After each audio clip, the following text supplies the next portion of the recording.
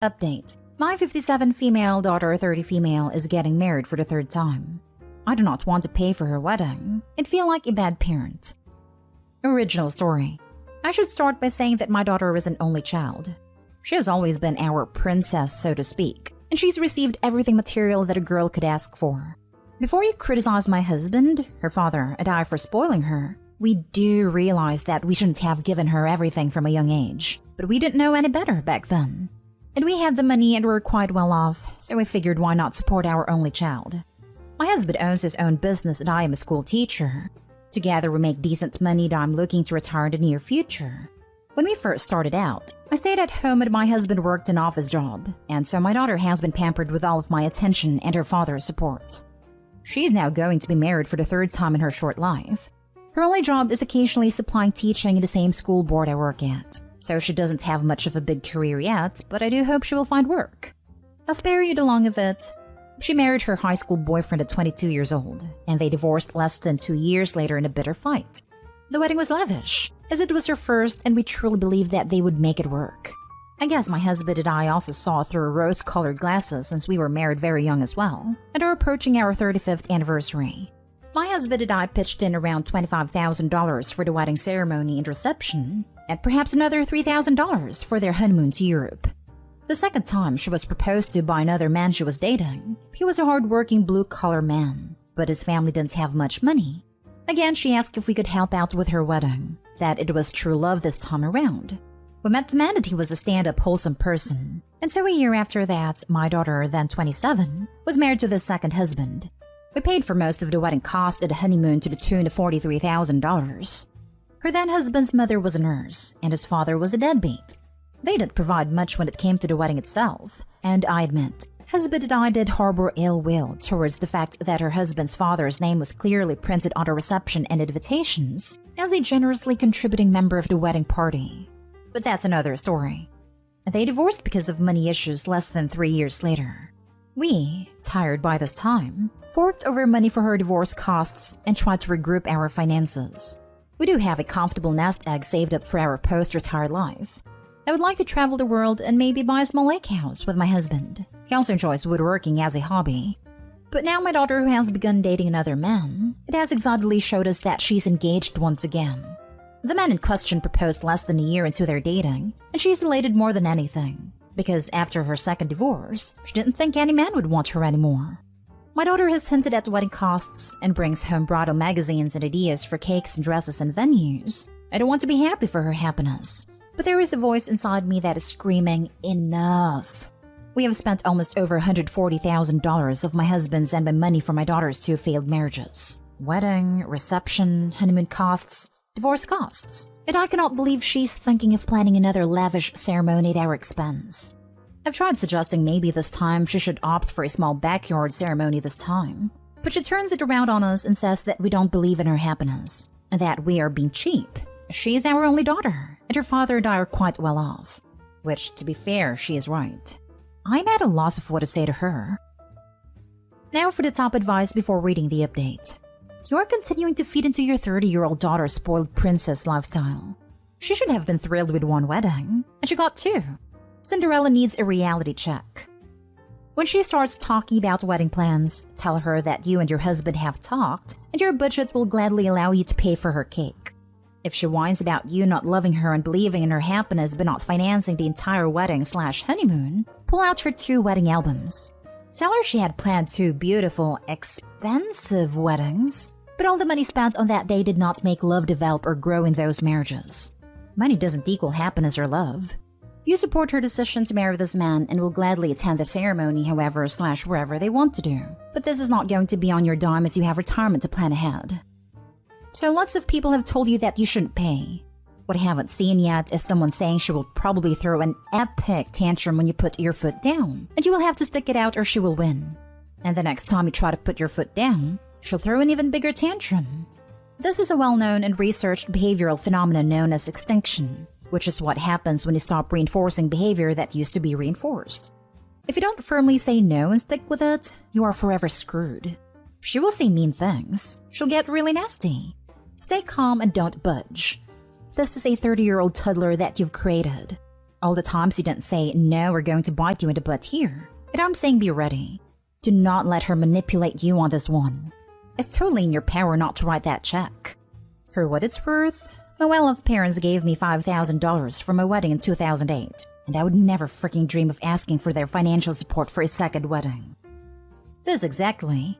But the daughter may even hate herself for throwing the tantrum while it's happening, but that's not going to stop it. It will feel like a part of her identity is being lost and will hurt. Just the sort of pain that makes a person better. And avoid a direct, no, I'm not paying, will only make the situation worse.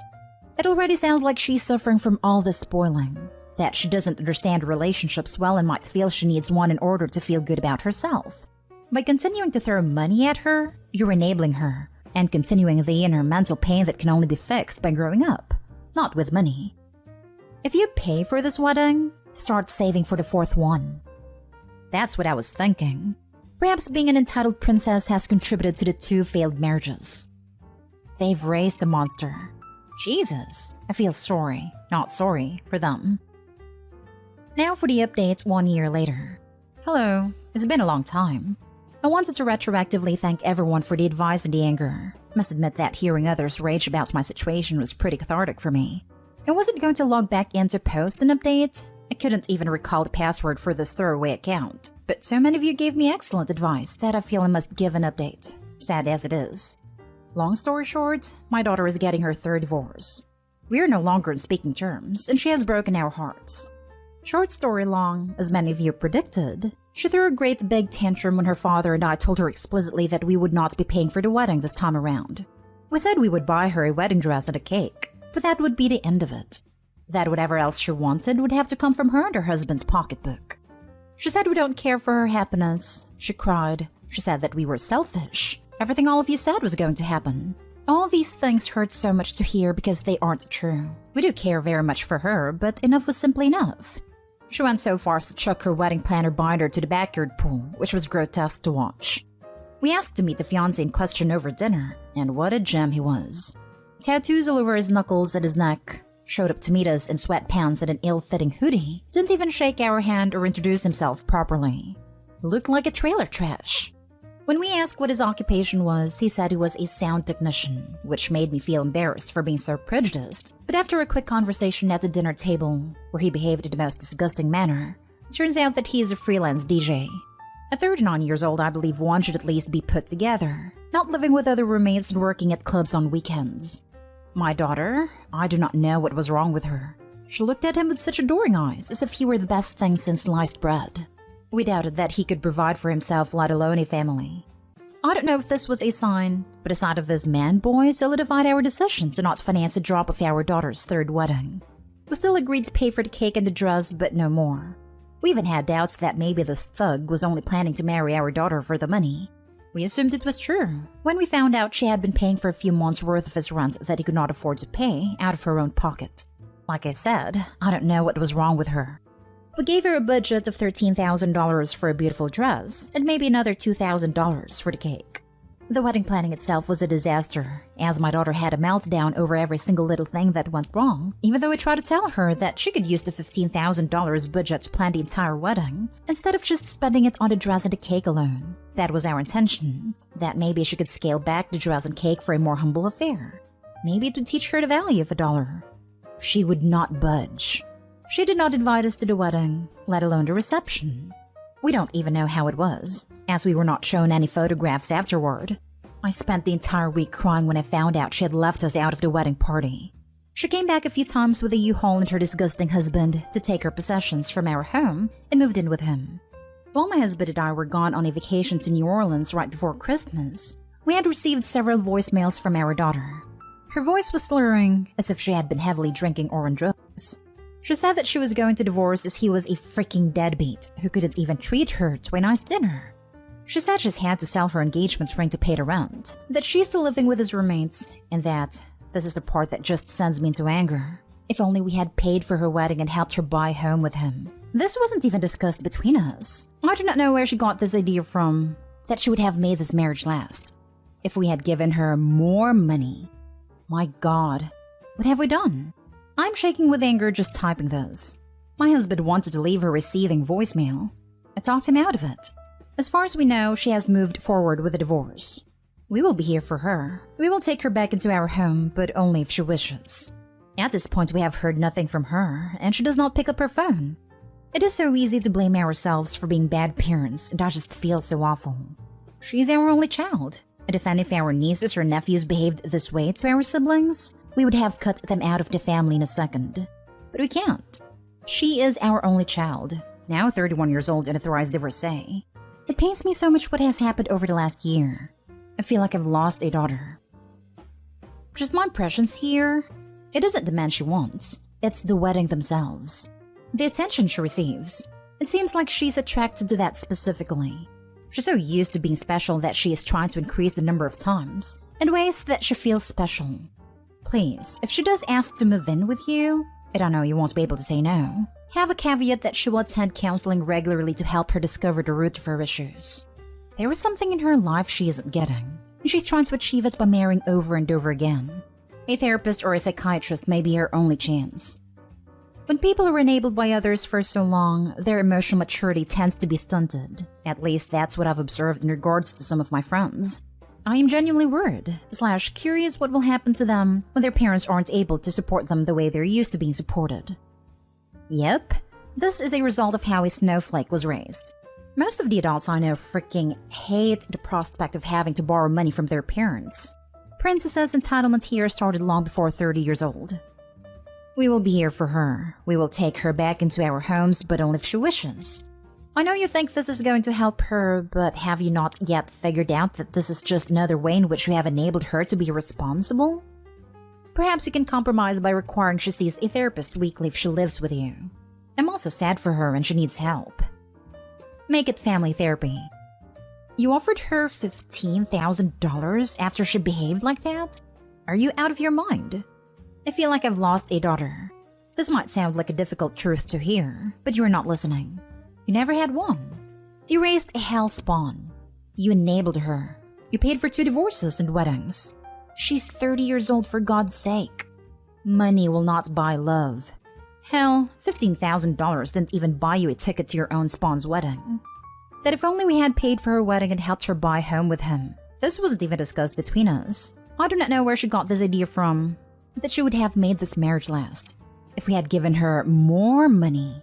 You mean nothing to her. Do you not see that? You are a source of easy money. You always have been. All she needs to do is scream and shout and cry, and you'll throw thousands and thousands of dollars at her. Stop giving her money. Do not let her back into your home.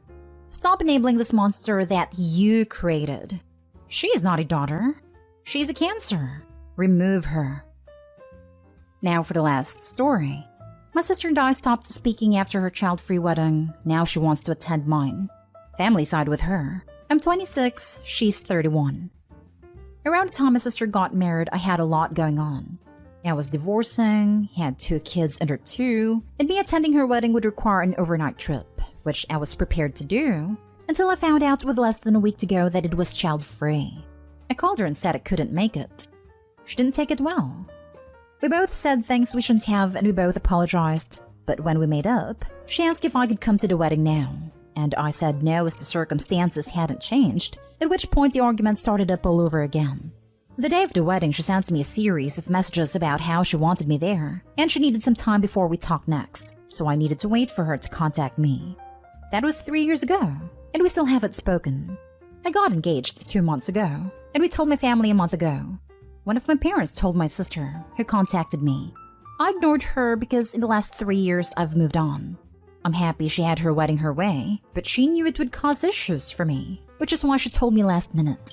She said some things about my kids and me that I can't forgive, and if not for me getting engaged, she might have never reached out to me again, as it's been nearly 3 years. So clearly my ongoing presence in her life is not a big deal to her. I've explained my feelings to my family, but they want me to meet with her, hear her out, and invite her to the wedding. I ask what happens if I don't do that, and their responses have ranged from being mildly put out to not going in solidarity. I've asked where this response was when I couldn't go to her wedding, and they've said it's different because I had an invitation while she doesn't. I don't want to get into a debate about me attending her wedding or her coming to mine. I just want some advice on how to address this whole issue with my family in regards to them choosing sides, as I would like them to be at my wedding, but I'm still not inviting my sister. Now for the top advice. I'm sure some won't agree, but I wouldn't bat an eye at anyone saying they wouldn't go in solidarity. If something that silly will prevent them from showing up to my wedding, it's probably best that they not come. I want people that are supportive at my wedding. Might as well put my efforts and attention into those that deserve it. Amen. Anyone who says they'll boycott your wedding out of solidarity can sure handle the response. If that's how you feel, I agree it's best that you not attend. Or, sorry to hear that, we'll miss you, if you want to be more diplomatic. I mean, I could understand if it was solidarity for good reason, but having a cry because someone didn't invite you to their wedding when you didn't talk to them for 3 years is not a good reason. If they wouldn't attend your wedding just because you won't do what they're demanding of you, then do you really want them there or in your life at all? If you do what they want just to have them at your wedding, they will know they can demand other things of you anytime they want, and they will do so. If you want your sister at your wedding, or if you want to hear what she has to say, then meet up with her. But don't let other people push you into it if it wasn't what you want. I do want them in my life, as they're my family, and I love them and my kids love them. But if having them in my life means having my sister, I would need to think that one over. I don't want my sister there. I don't want to talk to her at all. My other sisters are fine, as are my brothers and most of my family, but I don't want this sister in attendance.